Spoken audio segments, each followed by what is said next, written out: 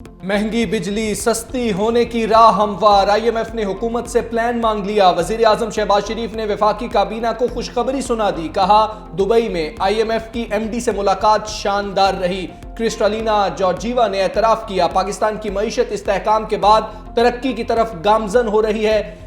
MD IMF से बिजली की कीमतों में कमी पर भी बात हुई। हुकूमती टीम को प्लान पेश करने की हिदायत कर दी है। वजीर आजम ने दुबई में मुलाकातों के हवाले से भी काबीना को एतमाद में ले लिया। कहा, बहुत जल्द पाकिस्तान में अरबों डॉलर्स की सरमायाकारी होगी। दौरे के दौरान गजा और फलस्तीन के मुसलमानों के लिए आवाज उठाई। गजा में नस्ल कुशी की दुनिया में कोई और मिसाल नहीं मिलती। सऊदी अरब की खुद मुख्तारी और सालमियत पर कोई आंच नहीं आने देंगे।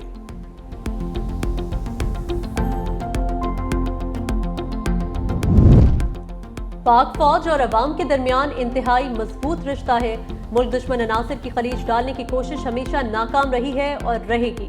Army chief general Syed Asim Munir का पाकिस्तान भर की यूनिवर्सिटीज और कॉलेजेस के तलबा से खिताब। कहा, नौजवान मुस्तकबिल के रहनुमा हैं, अपनी तालीम पर खुसूसी तवज्जो दें। तलबा ऐसी महारतें पैदा करें जो उन्हें मुल्क की तरक्की में मुस्बत किरदार के काबिल बनाएं। सरहद पार दहशतगर्दी के खतरे पर रोशनी डालते हुए सिपा सालार ने कहा, ये फितना अल खवारिज किस शरीयत और दीन की बात करते हैं। हम कभी भी फितना अल खवारिज को अपनी फरसूदा सोच मुसल्लत नहीं करने देंगे। खैबर पख्तूनख्वा और बलोचिस्तान के गयूर अवाम दहशतगर्दों के खिलाफ आहनी दीवार की तरह खड़े हैं।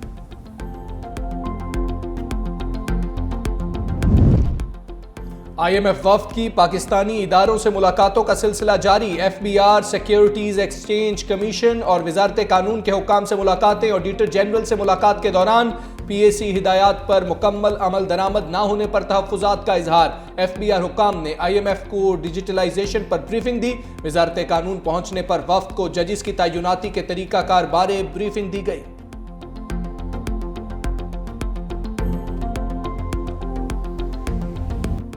आईएमएफ वफ्द की चीफ जस्टिस से मुलाकात की कौमी असम्बली में गूंज। रुकने कौमी असम्बली नूर आलम खान ने पॉइंट ऑफ ऑर्डर पर कहा, आईएमएफ वफ्द किसकी इजाजत से चीफ जस्टिस से मिलने गया? क्या आईएमएफ की ईमा पर एटमी प्रोग्राम भी रोल बैक किया जाएगा? वज़ीर दिफा ख्वाजा आसिफ बोले, आईएमएफ वफ्द की मुलाकात चीफ जस्टिस की मर्जी से हुई होगी। माली मुश्किलात के हल और फाइनेंशियल डिसिप्लिन के नफाज में अदलिया का बहुत किरदार है। शायद ये मुलाकात फाइनेंशियल डिसिप्लिन के तहत हुई होगी। हमारी जो मुआशी सांसें बहाल हुई हैं वो आईएमएफ की वजह से ही हुई हैं। आईएमएफ के पास जाना हमारी ख्वाहिश नहीं बल्कि मजबूरी थी।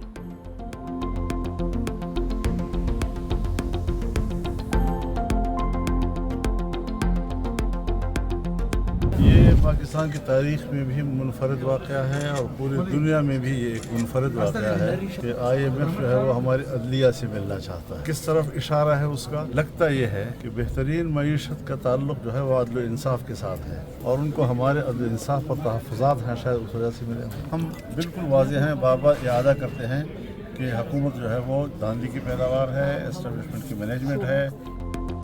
मौलाना फजलुर रहमान आईएमएफ वफ्द की पाकिस्तानी इदारों से मुलाकात पर हैरान। पाकिस्तान की तारीख का मुनफरिद वाकया करार देते हुए कहा, बेहतरीन मईशत का ताल्लुक अदलो इंसाफ के साथ है। लगता है आईएमएफ को हमारे अदलो इंसाफ के निज़ाम पर तहफ्फुजात हैं। Chief election commissioner Sikandar Sultan Raja को ओहदा छोड़ने का मशवरा भी दे दिया। कहा, इलेक्शन कमीशन ने एस्टेब्लिशमेंट की कठपुतली का किरदार अदा किया।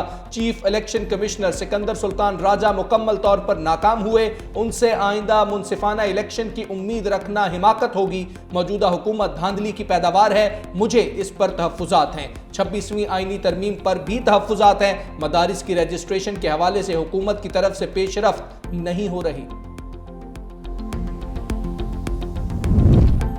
शेर अफजल मरवत पर तहरीक इंसाफ के दरवाजे बंद। बानी पीटीआई ने पार्टी डिसिप्लिन की खिलाफ वर्जी पर शेर अफजल मरवत को निकालने का कह दिया। पार्टी जराये के मुताबिक शेर अफजल मरवत की बुनियादी रुकनियत खत्म करने का नोटिफिकेशन जल्द जारी कर दिया जाएगा। शेर अफजल मरवत से बतौर रुकने कौमी असम्बली इस्तीफा भी तलब किया जाएगा। पीटीआई खैबर पख्तूनख्वा में बड़ी तब्दीली आ गई। जुनेद अकबर ने बैरिस्टर सैफ को सूबाई सेक्रेटरी इत्तलात के ओहदे से हटा दिया। जिम्मेदारी मलिक अदील को सौंप दी गई।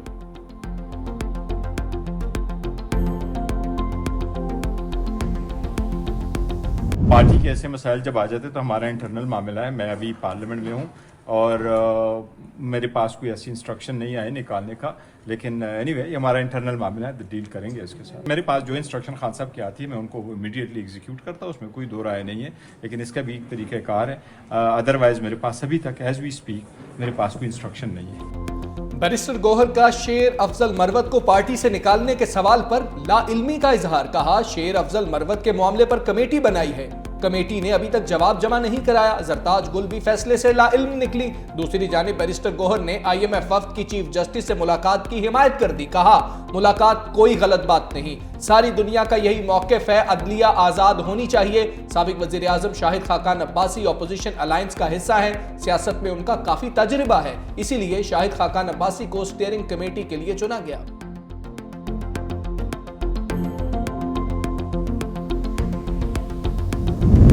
कौमी असम्बली में एक और हंगामा खेज दिन। अपोजिशन अराकीन की बानी PTI के हक में नारेबाजी, डेस्क बजाकर एहतजाज, वॉकआउट, कोरम की भी निशानदेही। वक्फा सवालात में मुजरा की अदम मौजूदगी पर सैयद नवीद कमर ने कहा, यह रवैया कबूल नहीं। इस्लामाबाद हाई कोर्ट के जज पार्लियामेंट बारे जो रिमार्क्स दे चुके हैं वो सबके सामने है। वफाकी वजीर ओवैस लगारी ने ताखीर से आने पर मुआफी मांग ली। ऐवान में इंटरनेट की सुस्त रवी का मामला भी जेर बहस रहा। पार्लिमानी सेक्रेटरी IT सबीन गौरी ने कहा, इस साल के वस्त तक 5G लॉन्च कर दिया जाएगा। शगुफ्ता जमानी बोली, बिलावल साहब ने दुरुस्त कहा था कि पता नहीं कौन सी मछली है जो सिर्फ पाकिस्तान ही की केबल खा जाती है।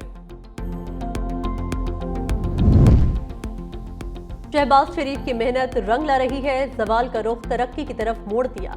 IMF ने भी मुआशी बहाली का एतराफ किया। नवाज शरीफ की पंजाब असम्बली के अरकान से मुलाकात में गुफ्तगू। वज़ीर आला मरियम नवाज भी हमरा थी। कहा, बेईमानी के साथ आए शख्स ने मुल्क की बुनियादें हिला दी थी। मुआशी अशारियों की बेहतरी पाकिस्तान की बेहतरी है। मरियम नवाज ने नवाज शरीफ को पाकिस्तान की तरक्की का ब्रांड करार देते हुए कहा, हमारी पहचान और शनाख्त नवाज शरीफ है। अवाम की जिंदगी में बेहतरी का आना ही हमारी मेहनत का सिला है।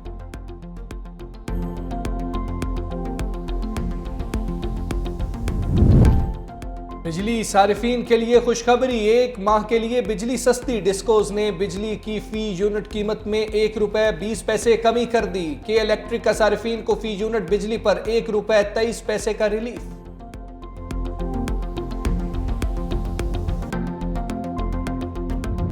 आर्म्ड फोर्सेस का कोई शख्स घर बैठे जुर्म करे तो क्या आर्मी एक्ट लगेगा?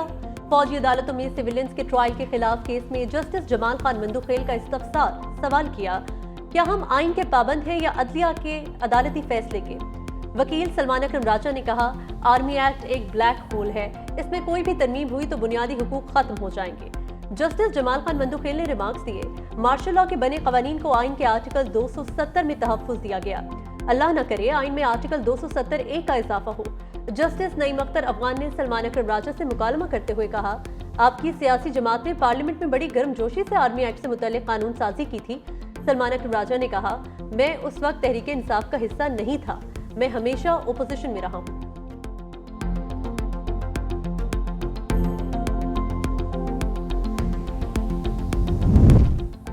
हुकूमत का सुप्रीम कोर्ट के 2 सीनियर तरीन जजेस के खिलाफ रेफरेंस दायर करने का इंदिया। निजी टीवी से गुफ्तगू में वजीर आजम के सियासी मुशीर राना सनाउल्लाह ने कहा, 2 सीनियर जजेस सुप्रीम कोर्ट में काम चलने नहीं दे रहे, हर मामले में इख्तलाफ करते हैं, बायकॉट करते हैं या खत लिख देते हैं। खत जिसको लिखा जाता है उसको बाद में मिलता है और पहले मीडिया में आ जाता है।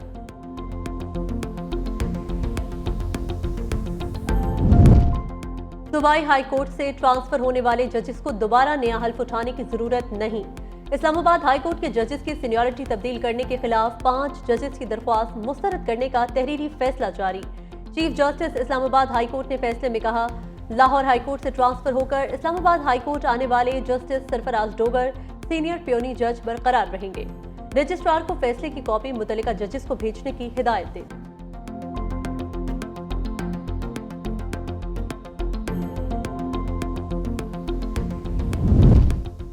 PTI रहनुमा सिमाबिया ताहिर की गिरफ्तारी और रिहाई। पुलिस ने अडियाला जेल के गेट नंबर 5 से हिरासत में लिया।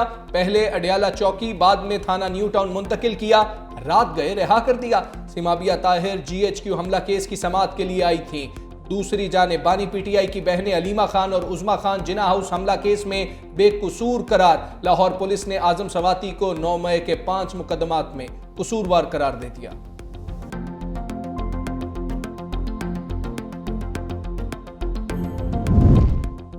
आजाद कश्मीर के साबिक वज़ीर आज़म सरदार तनवीर इलियास की नाअहली खत्म। तौहीन अदालत केस में सुप्रीम कोर्ट से माफी मांग ली। अदालत ने सरदार तनवीर इलियास के खिलाफ आजाद कश्मीर हाई कोर्ट से नाअहली के खिलाफ अपील भी निपटा दी।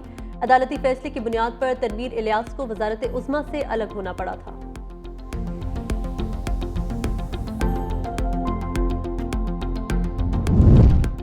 वज़ीर आला सिंध का कराची में पब्लिक ट्रांसपोर्ट सेक्टर मुकम्मल तब्दील करने का ऐलान। तकरीब से खिताब में कहा, कराची में 8000 इलेक्ट्रिक बसें चलाने के जामे मंसूबे का आगाज कर रहे हैं। 500 इलेक्ट्रिक बसें चला भी दी। मौसमियाती तब्दीली के चैलेंजेस से निपटने के लिए सबको मिलकर काम करने की जरूरत है। वज़ीर आला मुराद अली शाह ने सिंध से इकट्ठे किए गए टैक्स के पैसे जल्द मुंतकिल करने का मुतालबा भी किया।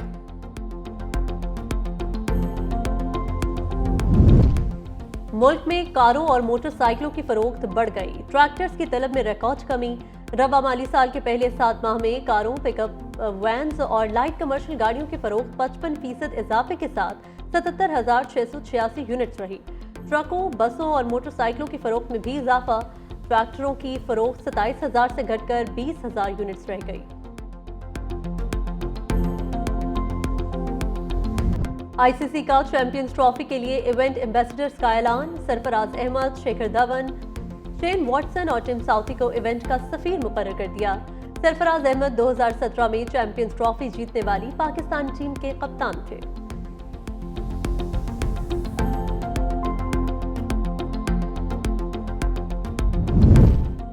लाहौर में औरत मार्च का इनेकाद। खवातीन की मुख्तलिफ बैनर्स उठाकर शिरकत। मार्च लाहौर प्रेस क्लब से शुरू होकर एजेटन रोड पर खत्म हुआ। शुरका का सिनफी इम्तियाज और ख्वाजा सराओं के साथ होने वाला इम्तियाजी सुलूक खत्म करने का मुतालिबा।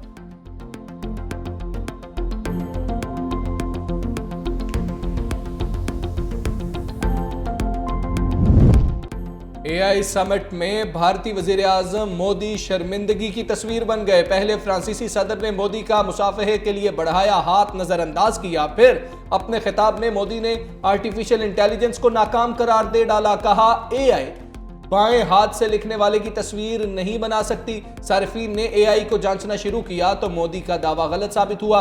लोग मोदी को टैग करते रहे।